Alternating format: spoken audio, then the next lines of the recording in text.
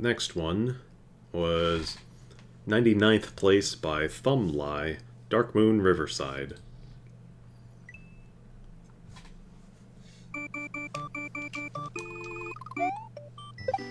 It's this one.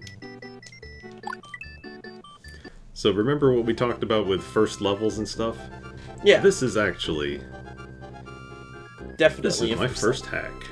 I hope you enjoy this hack so much.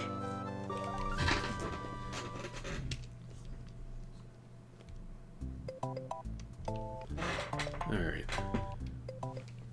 Darkmoon Riverside. Now, we had a variety of things to say about this one, not in like a bad way or anything, but just... It is confusing, some of the color contrasts and things like that. But this level gives a lot of the hallmarks of definitely a first level.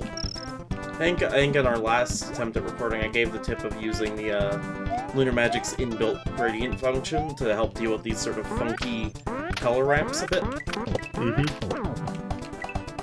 Other than that, like, I like the actual, like, idea between purple, gray, and yellow, because they contrast with each other very well and keeps the level readable. Readability is very important to me, but the actual, like, visuals of it here don't look as great. Now we can go in here. We didn't get to go in here the last time because I used the P-switch early. See, this looks fine. The actual ghost house tiles here look good. This is a neat idea for a bonus game. Yeah. And I like the use of Sonic bonus music to indicate that.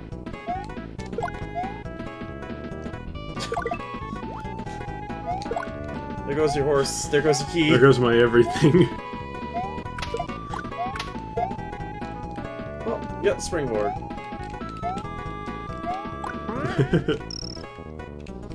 Bit funky. Are you gonna bring that springboard through the rest of the level? Probably not the rest, but... The scroll settings look like they weren't set correctly.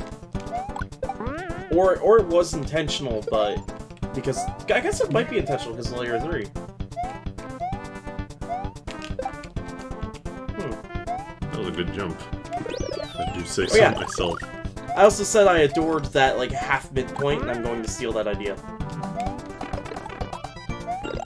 I just realized that I could... You can skip. You can skip the best part of the level. Yeah, because you can get over the wall here. That's why it lets you through. Okay. We're learning things. I won't do that, though, because I think this is a nice part. Now we're actually on the river. In a boat. I think this is the strongest part of the level, even if it goes a little long in places. Yeah, and the boat's really well built. Though I actually kind of liked the concept of that bonus game. Yeah, that was actually really neat. It just needed more, like, tangible bonus rewards, because... You can't really do that in, without custom stuff in Mario, because, like, what are you gonna put in there? Coins? You need, true, like, and the coins don't move. custom 10 coin sprite that falls down or something. Because the Sonic bonus game usually gives you rings and shields. Yeah. My comparison is the Sonic bonus game, because that was very clearly inspired by the which one? The one from Sonic 3 that's the bubble gum machine? Wow. You're just building up a pile of friends back there, huh? Hang on, I need that star.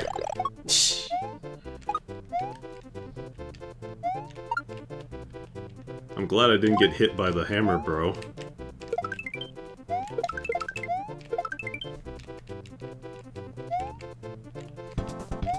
I remember I definitely said something about how I liked having the requirement that you have to go up and down on the boat. Yeah, you have to be active on this. Yeah. You can't just sit around forever. Almost every boat level I've ever seen that does something like this, you do just basically sit there and wait. So...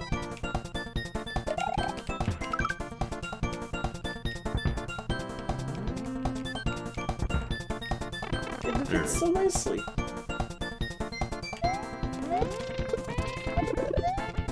So you can go back that way and get to... You can see the The first midpoint. half. Yeah.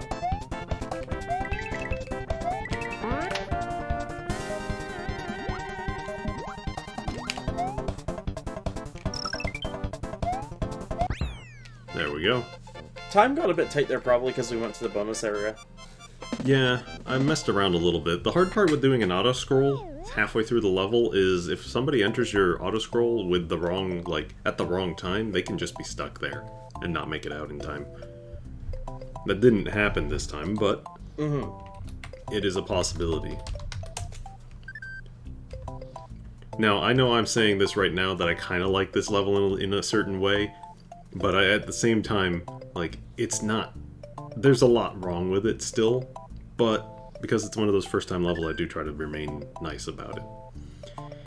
Well, outside the score, I suppose. I gave it a 32 out of 100. This level definitely feels like a first-time level. The boat ride was the most creative thing about it, but there wasn't much there beyond avoiding some parachuting enemies. The palettes aren't very good and the tiling is questionable. I'm not really sure what the point of the bonus room was, since it was just full of extra items like a key and springboard and P-switch, but none were necessary. It's just not a very strong level overall, but I think if you just spend more time with the game and continue making levels, you'll be able to make some good stuff one day. Don't give up. And I would agree with that. Like I said, it's rough. It's definitely rough. There's no doubting it. The palettes are rough. The tiling is kind of weird in places. It's got some cutoff issues. But there's specks of hope in there, so I hope that they keep going. I hope they keep making levels.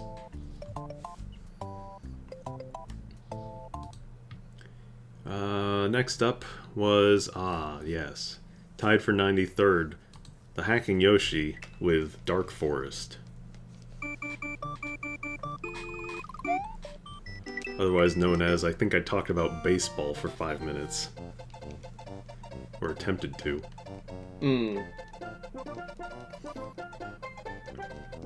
And I also fell down a tree.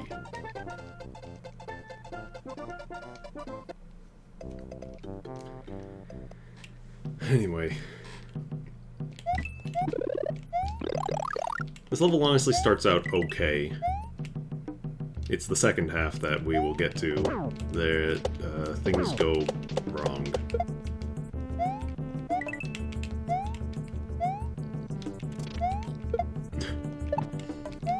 The sideways turn block. That bugs me so much. Like, just randomly sideways shit. I don't get it. My friend, that is the Hacks 101 effect. Except it really, Hacks 101 didn't have random shit sideways. Oh shit, It had like, I didn't even it had pay half attention. blocks.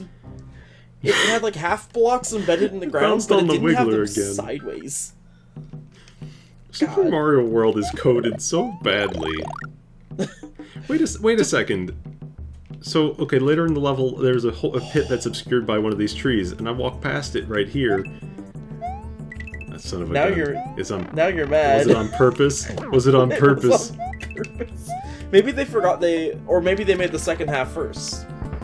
Maybe and they forgot. just forgot. I assume it's not, you know. Intentional. Yeah. Because it doesn't look like it should be a pit, because the ground continues into the tree. We'll see it when we get there. What were we saying before I got... I was saying, Oh, no, no. this isn't Hacks 101, because Hacks 101 doesn't have garbage sideways blocks. It just has them buried embedded blocks. in the dirt. And then I was saying Super Mario World is To be fair, it was an NES game that got redeveloped into an SNES game for launch. It doesn't have the polish of all of Nintendo's later releases on their own console. Mm-hmm. I'm just laughing because... Why, Wiggler? Why do you work? Why are you so funky? Look at him dance. He's the funkiest dude around. He dances with all 10 of his shoes. No! You tripped. I slipped. And I drank the Kool-Aid.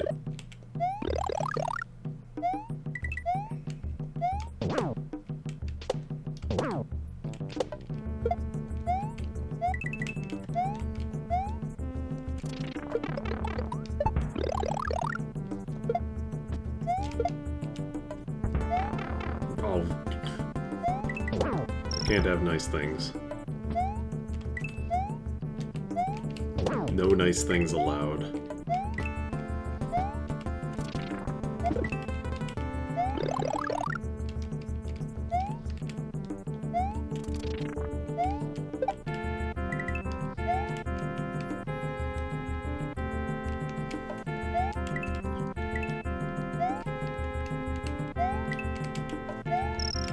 Alright, so like the biggest sin this level commits in the first half, and only the first half, is these floating upside down munchers in the way of every single jump?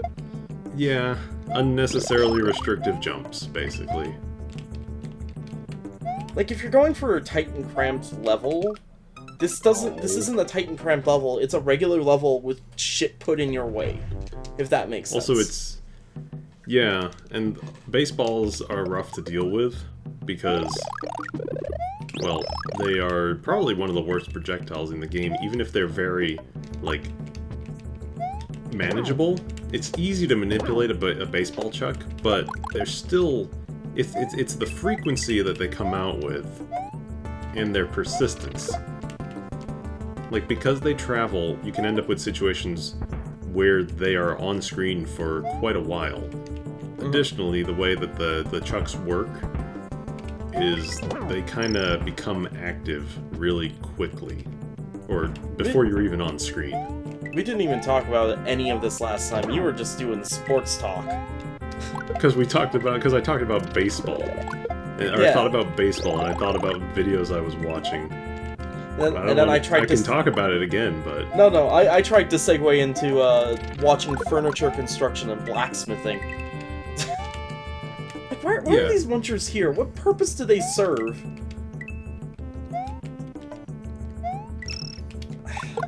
We were talking about it.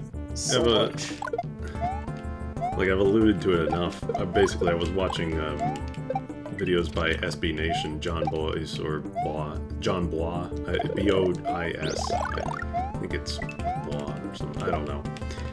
Anyway, his videos on sports are funny because I don't really watch sports or anything like that, but he's very... Damn it. I think the point is, like, right there.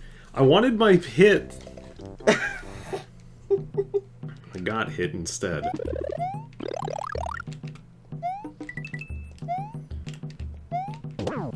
I don't really know about sports, but it's that instance of, like, I don't know about this, but you know about this, you the presenter, and that's why it's interesting, because you are interesting, informative, you're funny, or whatever. And I'm interested in hearing what you have to say. It's like, I guess if you watch it, like a TED Talk or something like that about a topic you may not necessarily have an interest in, but they present it well enough. Anyways, it's funny stuff. But that's why you were comparing to, like, the woodworking and other stuff videos, like... Yeah. It's just interesting to see somebody go about their craft, to show off what they know. Wood turning is also really satisfying to watch in general, so... Just seeing things shaped on a lathe is just satisfying to my brain for some reason.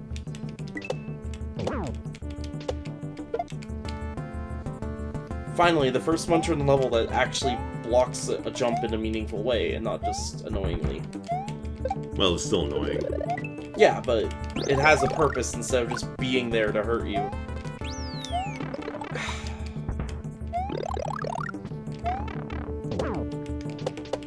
I've never been a fan. My favorite chucks are punting chucks. And the only reason they suck is because the footballs suck. I like the clappins. Well, that's because they're there to help inoffensive. you. They're there to give you moral support in your time of Mario need. Okay, I didn't let this really happen last time, but look at this. This is terrible midpoint start. Like, how do you get out of this? Like that.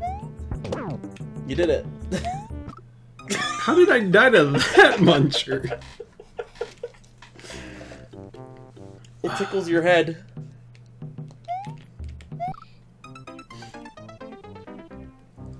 wish I'd remembered what I watched today, because then I could make a joke about baseball hits. Because I literally just watched that like 15 minutes before we started. Anyways. Why am I going for that? I don't even need it. You didn't get any others. It's time to give them up. I did get the others, it's just that I lost. Yeah, that's what I mean. You don't have many more. They're gone. Yeah. That was really close. That was close. I'm surprised. Ah, I'm surprised my life was still going on. We haven't even gotten to the part that I actually want to talk about. Or, well, talk about for the purposes of do not do this.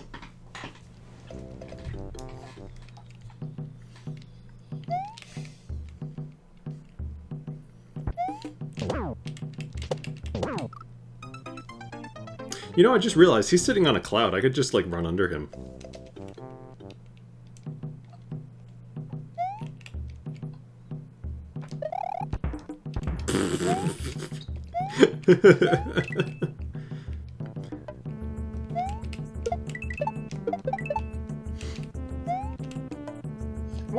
Why did they give the football players baseballs anyway? Maybe they took the term sports ball to heart.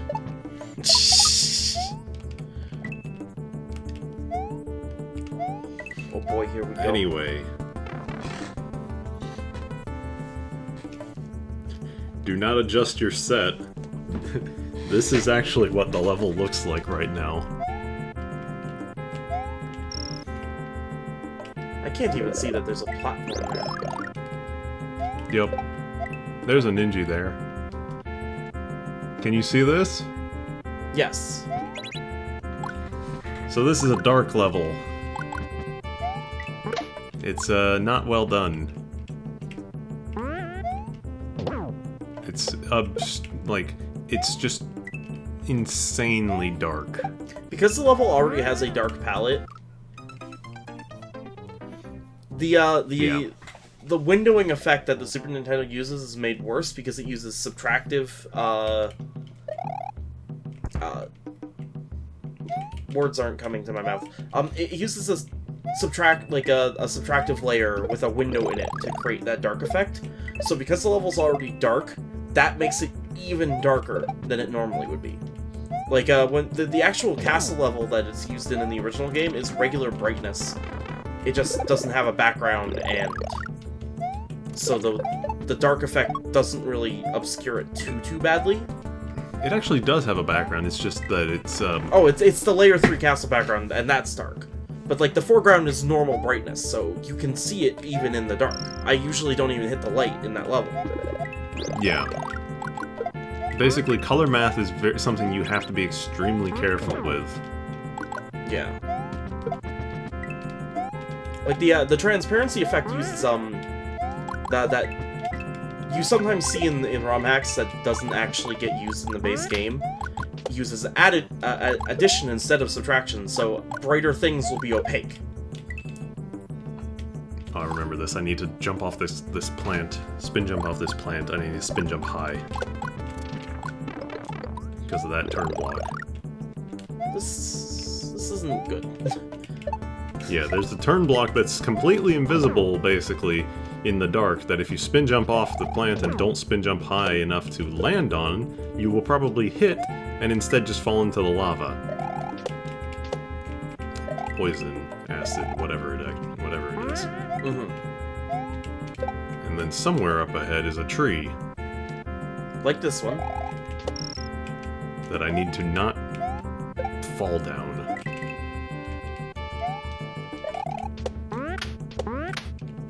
It's here. So, yeah, that tree over to the right is actually a pit. Hidden behind.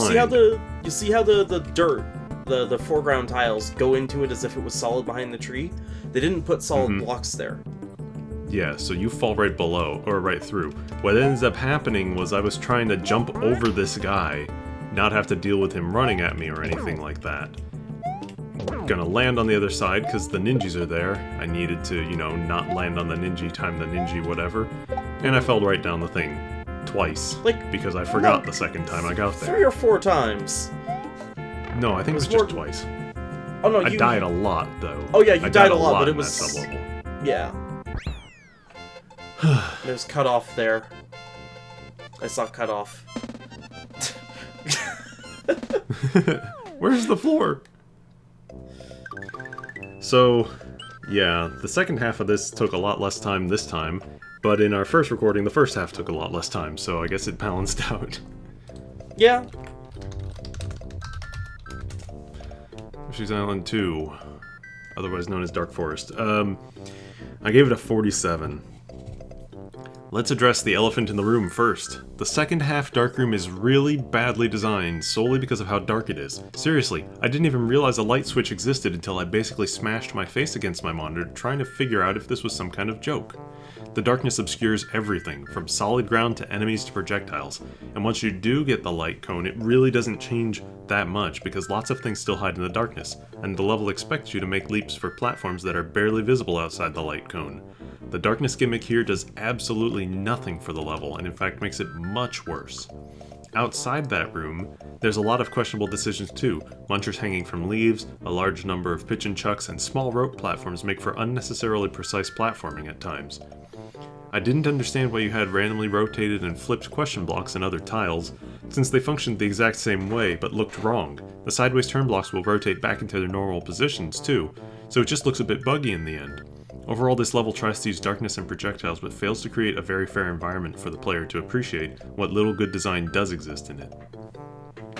And I'm surprised, reading back again, I did not mention the midpoint at all. Maybe because you just didn't notice. I don't know. It's part of it.